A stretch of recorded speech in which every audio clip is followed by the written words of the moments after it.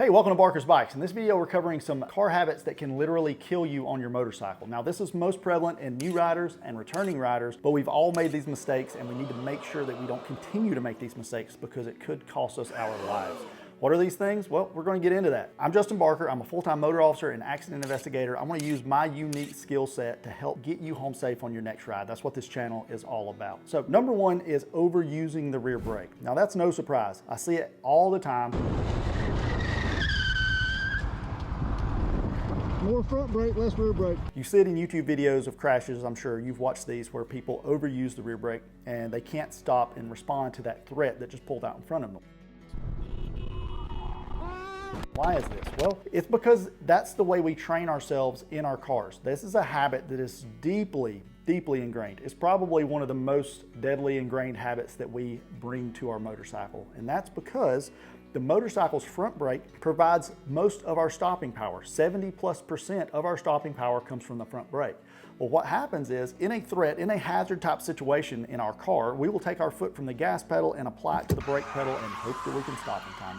That's kind of all the control you've got. So when we transition and we get on our bikes, and instinctively, when that car pulls out in front of us, we take our foot from either the floorboard or the foot peg and we put it firmly on the rear brake and hope we can stop just like we're in a car. Well, that's a bad thing to do because the rear brake being so little of your overall stopping ability, you may forget about the front brake altogether. Some motorcycle manufacturers have had to respond and start creating linked braking systems. Now, some of you may be relying on this. It's not a very good practice to just hope that your linked braking saves you. I want to do it right the first time. Our Harleys, they have linked braking, but I'm telling you, doing it right will make you stop quicker, and that distance that you save could save your life. So be sure you practice your braking properly. Get in a parking lot, practice applying that front brake and lightly applying the rear brake, and do this so that you train yourself that when you're on that bike, the front brake matters, okay? Make sure you focus on the front brake. So I really drive that one in because it's so important. So number two is lane positioning. It doesn't matter a whole lot in your car about lane positioning because you pretty much take up the entire lane anyway. There's not a whole lot you can change with that. But on a motorcycle, lane positioning can matter a lot, especially not riding in the center part of the lane. As you've probably heard or realized, the oil from a car's engine or transmission or differentials drip into the middle part of the lane. And if you get in the habit of riding in the middle part of the lane, which many people do, and the reason is because they feel safer in the middle of the lane. They feel further away from other traffic, so they want to ride in the middle. But the middle is actually a very dangerous place to be because if you get in the habit of riding in the middle and you need to brake abruptly, and especially if it's just started to rain or something like that, you may find yourself in a very slippery situation. So I try to avoid the middle. It's okay to pass through the middle when you're riding within your lane. That's fine.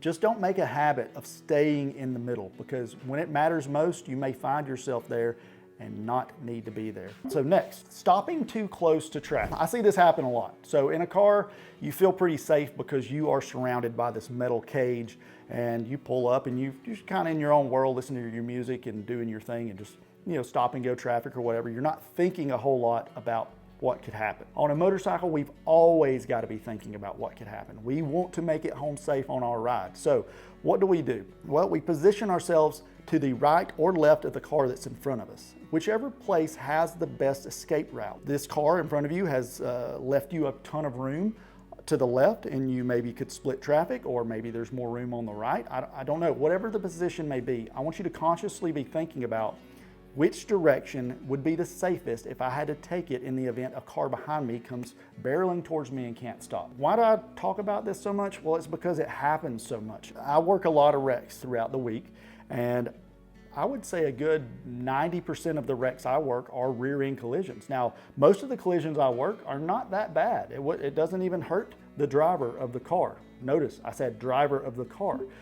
If you get rear-ended on your motorcycle, you don't have these big bumpers and everything surrounding you, and an impact that could be just some bent metal on the car could be some lifelong back problems or worse for you on your bike. So Always ride defensively. Set yourself up an escape route and be prepared to use it if you have to. Watch your mirrors and wait till a couple of cars get stacked behind you before you let your guard down. That's the way I ride, and that's the way you need to ride, because that's going to get you home safe on your next ride. So next is spending too much time in blind spots of other cars. So if you're driving your Suburban and you're passing another car, then that thing is so big that you're not going to be in their blind spot for very long. But on your motorcycle, it's small enough, even if you ride a big touring bike, it's still small enough that you can fit within a blind spot and you can remain there much longer than you would in a car or SUV. So make a habit to get on around the car. Do not spend time in the blind spots. Watch that car closely. There's some signs that they will give you usually before they make a lane change. Watch the front tire. If you see it start to move at all, like to the left or to the right, that's a crystal ball telling you something's about to happen. The front wheel is your predictor of the future for that vehicle. So pay attention to it, and don't spend an excessive amount of time in their blind spot. Just know that they're there. Let's talk about failing to head check. So in your car, it's not as important.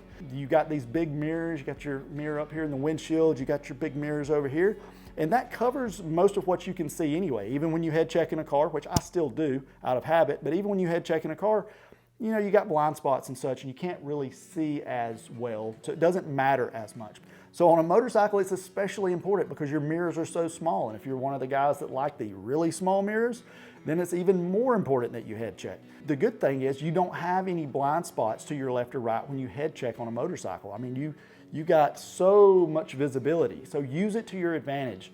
Head check, even whenever it's not necessary, even whenever you feel like you're the only car on the road, head check, because one of these days it's going to matter that you made that head check, and it could be a position where, you know, you're kind of like, I don't advise this, but you're kind of like in the clouds, you know, you're just kind of cruising, enjoying the day, and you go to make a lane change, and if it's not instilled in you to make these head checks every single time, then you may do it without thinking about it. You may check your mirror, go to make your lane change, and there was a car there. So this has happened to me. I always head check, even when I don't need to, and it has saved me more than once. So head check, head check, head check. So what about you? What of these habits do you find yourself doing? Is it the rear brake? Is it the head checks? Is it the lane positioning? All of these things are very important. And here's the good news is recognizing the fact that this is bad is the first step in correcting it. So this is a good position to be in, because if you start coaching yourself, let's say you make one of those lane changes and you think, oh crap, I should have head checked right there, and I didn't. That's good, because the next time you make the lane change, you're more likely to do the head check. If you find yourself sitting in traffic and you think, oh crap, I'm in the middle of this lane and I have no escape path. Now, you're in a good place. Now, is it good that you stop like that? Well, no, but you're using it as a learning experience, and you're like, okay, next time I know. This is where we want to be, continuously coaching ourselves, becoming better riders so that we can make it home safe to our families. So if you enjoy this kind of thing, check out this other video, and we'll continue to become safer, better riders together. Let's close out with some wisdom, and Psalms 32:8 says, the Lord says, I will guide you along the best pathway for your life.